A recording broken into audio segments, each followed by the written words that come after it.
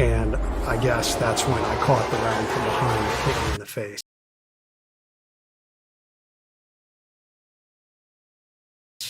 So went back, we started mission planning, and about midnight we launched, and it was a pure helicopter insertion, and we were going to land right on the X, right on the target itself.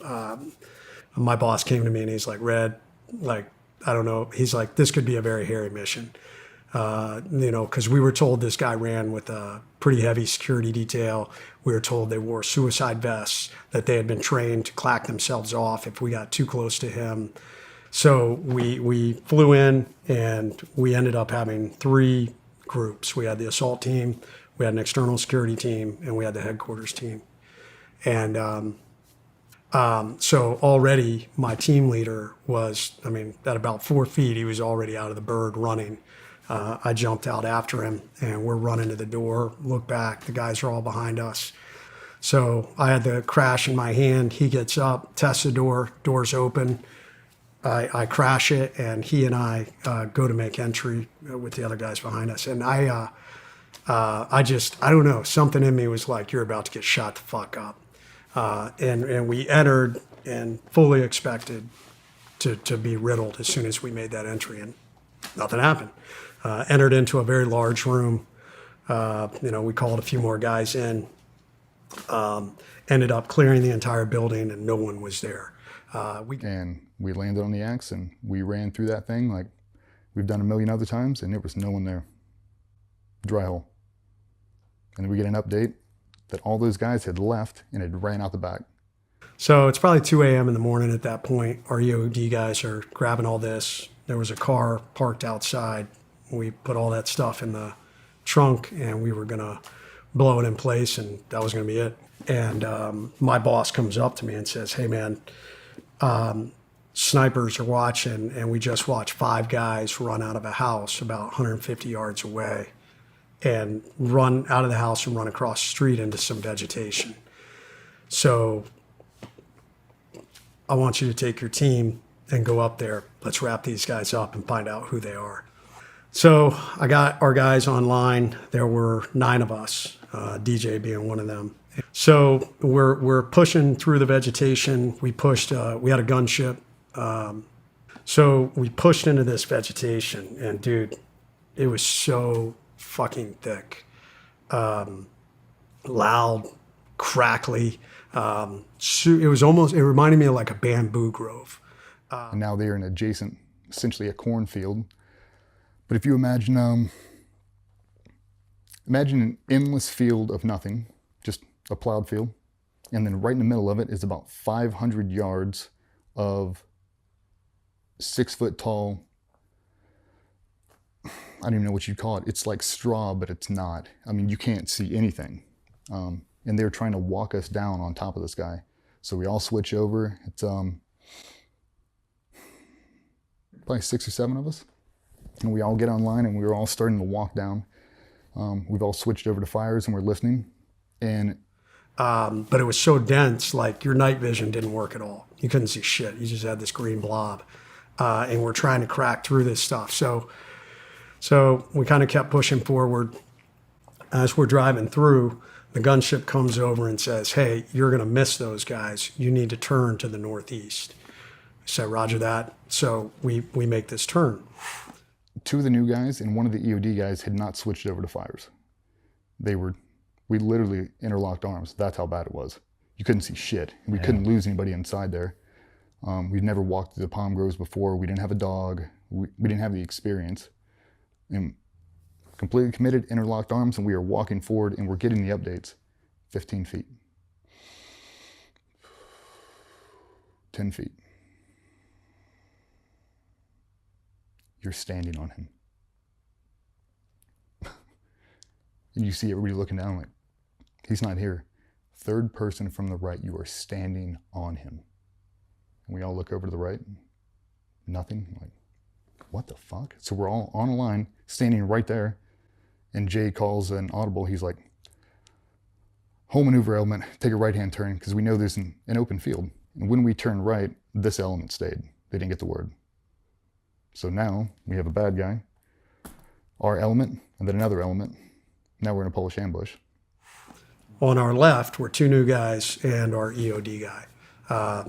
So apparently those guys weren't monitoring the right freak.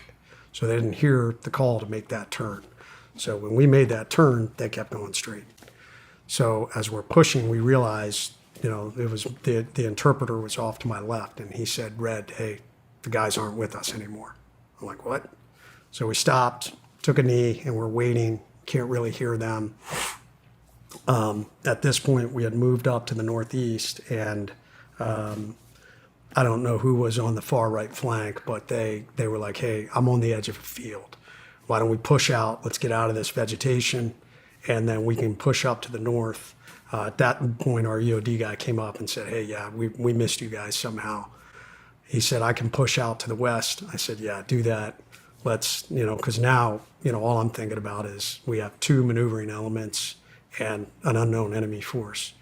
So I'm like, "Roger that. We're pushing out to the east. You guys push out to the west. Let's move up in the open area. Let's reconnect, and then we'll go in and wrap these guys up from the north." So as we're pushing out that corner, I was now closer to the front, myself and the interpreter, DJ, our medic, one of the other guys, Matt, is behind me, and our team leader. And it was about that time. I'm now out in the open, myself and the interpreter, and push to the left to start moving down, to the west to link up with those three guys. We turn, we walk out, and we enter this beautiful manicured open field. There's not an ounce of cover anywhere in it. There's not a rut. There's nothing. There's not a rock. There's a single tire, and it's about 20 feet, 30 feet from the edge of the brush line. It's just out there, and we're standing there in a team guy gaggle, standing around like wondering, what the fuck? Is this guy really there? Is it a dog? Is it some animal? Like, these guys are clearly lost, and we don't realize that that bad guy is in there, probably 6 feet inside, and he's looking at us, and we're from the middle of the wall, and we're close. We're having a full-on conversation, and at one point, we're trying to relay to the other guys, because now we know we've lost 3. Now they're lost in brush country, and we have to reconsolidate them so we can deal with this guy, because now we know the reality. We've turned the entire profile. Blue forces, bad guy, blue forces. We've got all the rest of the guys over here on the west side, and now we're trying to do a link up. Like, we have to get them around to reconsolidate with us. The blue force picture and knowing where everybody is it's challenging at times, but you really have to know then. We basically walked right up to the edge. It's Jay's there, our corpsman, our terp, the JTAC, and a guy we'll just call Matty is standing there with me, and we're all in kind of a team guy gaggle. And right as our medic is coming out of the vegetation, he literally stepped right on an enemy fighter. This enemy fighter rolls over and goes to engage him, and he shoots him. So at this point now, I'm out front, the interpreter's out front. There's at least one other guy with us that's out front. And what we didn't realize is we were directly in the kill zone. Who stepped on him? Our medic stepped on an enemy fighter. An enemy fighter? Yep. So what we didn't shit. know, so what the gunship saw was only a few guys. What actually was there was almost what we estimate to be a 12 to 15 man element that had a ambush line set up about 5 yards back in that vegetation facing north. Yeah, Luke engaged that guy, and that started that gunfight. The whole world erupted at that point. And when he did, that dude let off the biggest Hollywood belt-fed burst I've ever heard. And shit. Everybody dropped. Everybody hit the deck. And there was a tree probably 30 feet that way. And I remember I turned, I heard it, watched them drop, and I was sprinting so fast to that thing. I remember the dust kicking up in front of me when he was tracking me. I dove behind the tree, and he pounded on that tree for what seemed like an eternity. I was on my back looking up, I mean, you can imagine, helmet's cockeyed, there's no ambient light, I can't see shit through my nods, and there's just dirt blowing all over me. I mean, I am consumed by this. I don't even know where he's at now. I don't know if he's on his feet chasing me down, like I'm just overcome with withering fucking fire. And then it stops. And he pans back over and he starts to engage the dudes. Luke was the first one shot, took a round right below the knee. He had a compound fracture. Bone came out and anchored him right into the ground. He's screaming, pinned down. That's when Maddie ran forward, grabbed him.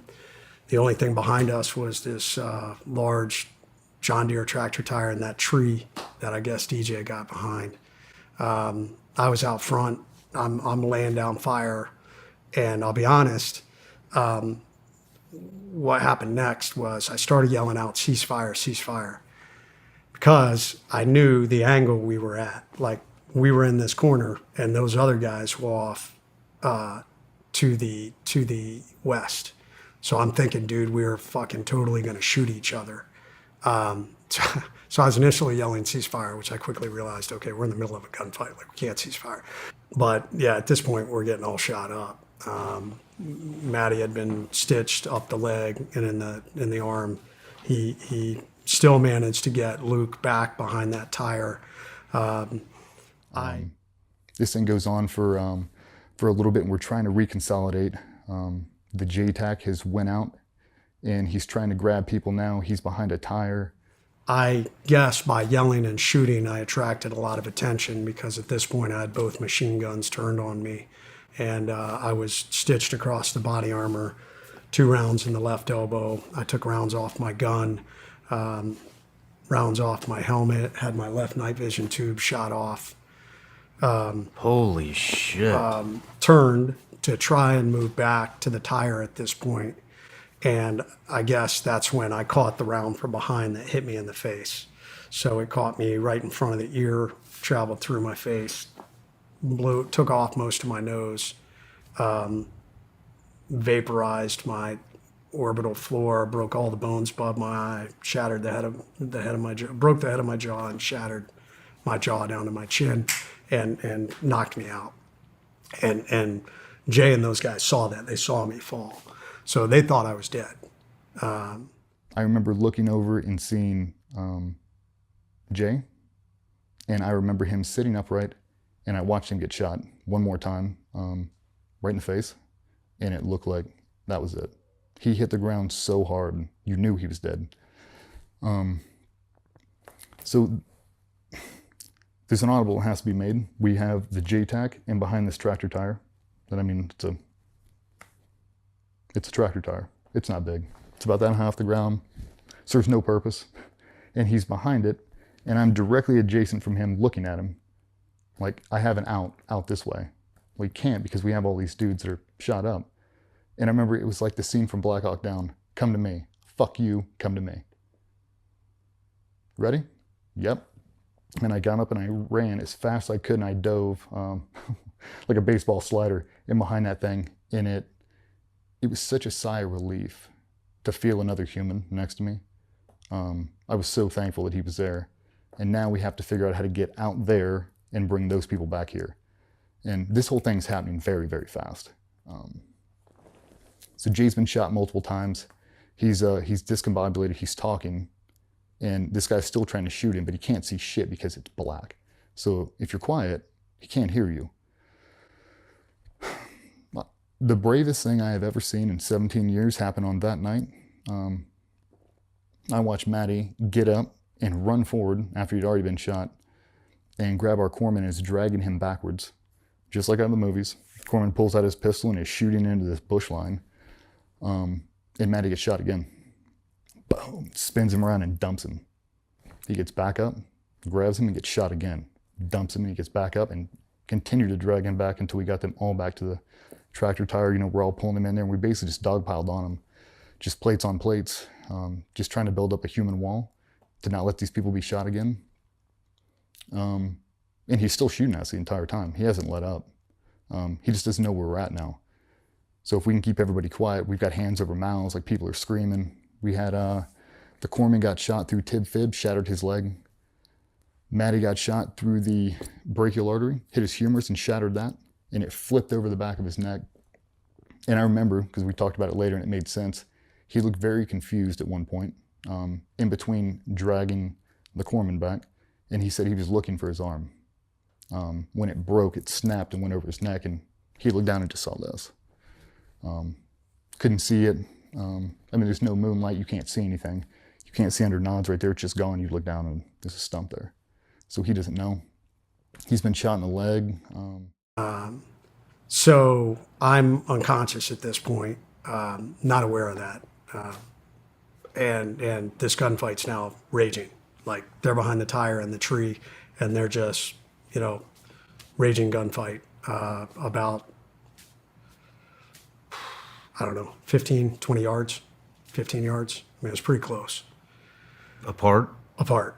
Yeah, from where the tire and the tree was to this vegetation where these guys are. But we can't see them. All you can see is muzzle flashes. So I come to at whatever point. The gunfight we know lasted 30 to 40 minutes, 35 to 40 minutes. I don't know how long I was unconscious, maybe 10 minutes. So I come to at this point, and I knew I was way fucked up. Like, when I got shot in the arm, like that fucking hurt a lot. As a matter of fact, I thought my arm was shot off. After I'd been shot in the face, when I came to, I really wasn't feeling any pain. I just was fucked up. I was trying to, like, okay, where am I? What's happening? And then kind of the world started to open back up, and like I could hear the gunfire. I also started to notice rounds traveling over me, the tracer fire literally traveling over me. At this point I was laying flat on my back, and I'm like, okay, holy shit, like, you're still in this gunfight, and that's tracer fire, like, do not sit up. At one point, and I don't know why, I took my helmet off. I'm laying there and I unclipped my helmet and took my helmet off, and that's when at some point I heard it. I took that round through my helmet that now is drawn in my skull, so right through the forehead of my helmet. I took another round while I was laying on the ground off my right side plate. And the interesting thing about side plates is I normally didn't wear them. Jason shot in the leg and the side plates. I think he took a double stack to the elbow, so it blew out his entire arm. And then he took one to the face that basically removed his jaw, removed his nose, and you could look inside him.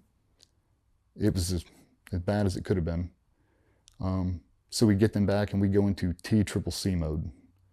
Tourniquets on there, we're packing wounds, we're doing that, and thank God for that course. I don't know where we'd be without that. The live tissue training and all that. That was, I was so prepared for that. We were in and out of that blowout kit so fast. And I joke with Matty about it. He was, I put the tourniquet on him, he was begging for me to stop. I was like, two more turns. Finally got the blood to stop. I mean, I had my fingers inside his arm, feeling out that thing. The medics working on Jay and the corpsman, putting on tourniquets, pressure dressings, all that. And I remember having a distinct conversation with Matty. He's begging me for quick clot. He's like, quick clot, over and over and over. I remember from talking to the surgeons during the training, he's like, if you dump quick clot in there, the only way to remove it is to cut it out. And it's inside of his bicep. And I mean, to me, I have the bleeding stopped. I have it under control. And I'm not pouring quick clot in you because they're going to have to cut it out of you. Like, I'm saving you. You're not dying here. Like, you don't need that quick clot. We had a bunch of hemostatic dressings. Like, I'm packing this thing. It's fine. And he wouldn't shut the fuck up about it. So I told him, yeah, and I grabbed a thing of quick clot. And I mean, this is underneath a tractor tire wire. Rounds are coming over. I was like, I've got it. And I pretended like I did it, and I went like that. And he's like, thank you so much. So yeah, you never got quick clot. Shit show, chaos, shooting, and I remember there was a lull in fire, and I called out to my team leader and was like, how long till the medevac? And he was like, Red, you're still alive? I was like, yeah, how long to the medevac? And he was like, 5 minutes. So I like focused on, you got to stay awake to stay alive.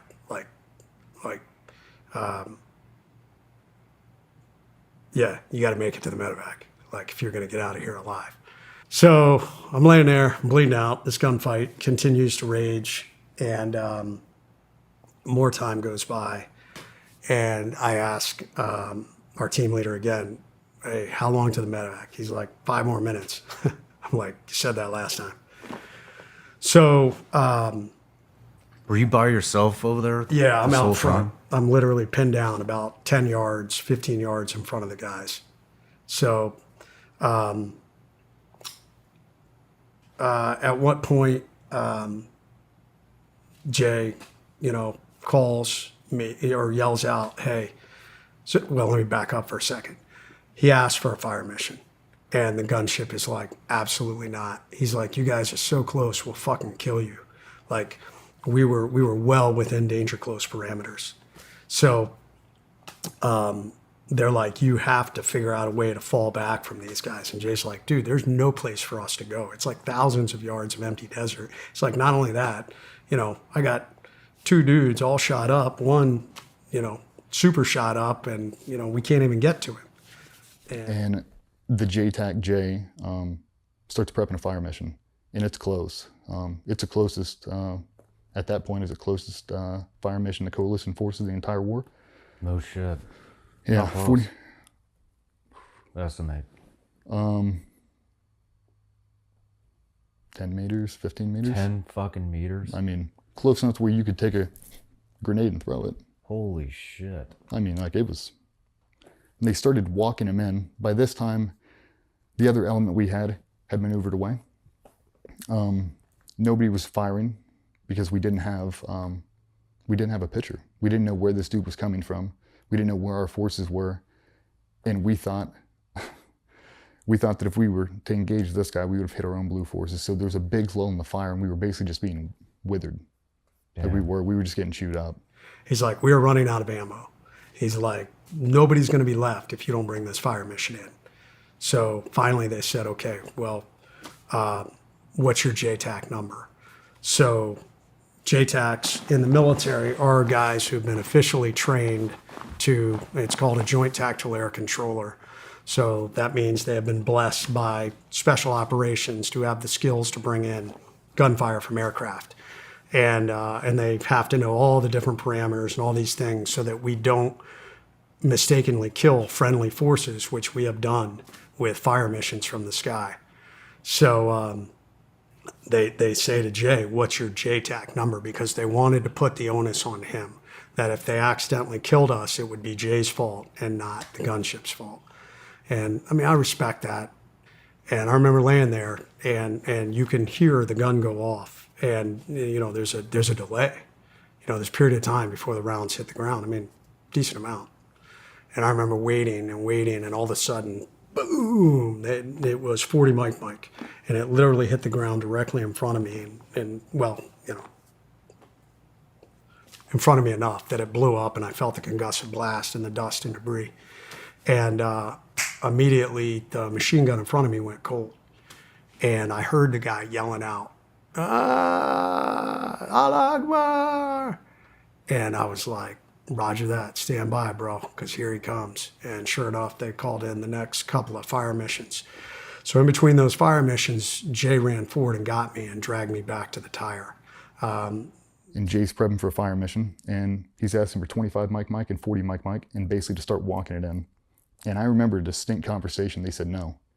They said it's too close. And he said, we're going to fucking die anyway. Juliet Alpha, send it.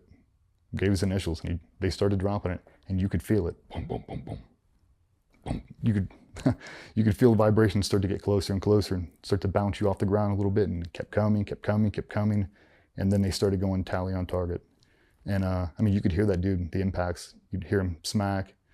You could hear him screaming, and it was very satisfying. Like, just let him go. Like, let him go. Like, we're not walking back up that tree line again. Let that dude die. We called in for a medevac. They landed right on the X, right there where we were. We loaded him on there, and I jumped in. The corpsman had already been shot, so we had him, Maddie, and Jay Redman. And we talk about the typical team guy shit sometimes about, if this happens, just put me out of my misery. You know what I mean? Like, Yeah. If I get hit by an IED and it blows my dick off, just finish me. Like, people say that shit. Yeah. That would have been one of the times. if my face looks like this, put me down. And he was the most coherent, the most calm dude I have ever seen. Sitting upright, leaning forward, letting shit pour out of his face so he could breathe. And he didn't say much, man. I don't know if the shock hit him. I don't think he knew how bad it really was. Finally called in additional fire missions, took the enemy out, and they called in the medevac. And the medevac landed about 75 yards from us. And my team leader started to drag me. And it was at that point I suddenly felt all the pain. I was like, holy shit, this hurts. So I stopped him and I said, no, hey, stop, let me get up. And I still believed my arm had been shot off and I had taken my helmet off. So I was like, Jay, grab my arm and grab my helmet and I'm going to the helicopter. And so I walked to the helicopter, and I remember like I was walking like this, and literally blood's just pouring out of my face all over my body armor. I mean, I still in my mind can see it, like just blood pouring out of my face as I walked to the helicopter. And I remember getting to the helo and grabbing onto, that metal handle on the 60 door. I remember like just vividly grabbing that handle, and the flight medics, it was a 160th bird, the flight medics like helping me to get up into the helicopter. And then they loaded Matt and Maddie and our medic onto the helicopter. And those helo pilots flew that bird so fast. I thought they were going to suck us out of the bird. Like, we had to shut the doors. I've never been in a 60 that flew that fast, ever. I mean, to this day. That thing was in a full attack mode the entire way back. It was the fastest shit I've ever been in. And thank God for it. Some of the stuff you don't think about, like the tourniquets slipping. Like, now the compartment syndrome sets in, all the blood's getting pushed out, now it gets loose. Now he starts blowing blood all out of it. Like, it's in my mouth, it's all over me, like I'm covered in it head to toe. Like, it looks like a scene out of Black Hawk Down in the back of that helo. Like, there's just med kits everywhere and just people laid out. It's like another dose of reality. Team guys do get shot, and if you're not trained to handle that situation, you won't. There was a miracle moment that I tell people that occurred. And, you and I last night, we were talking a little bit about faith and struggles in faith. And I have always struggled at times with my faith. And I'd love to tell everybody at this moment on the battlefield, like, rock solid faith forever. But I still struggle sometimes.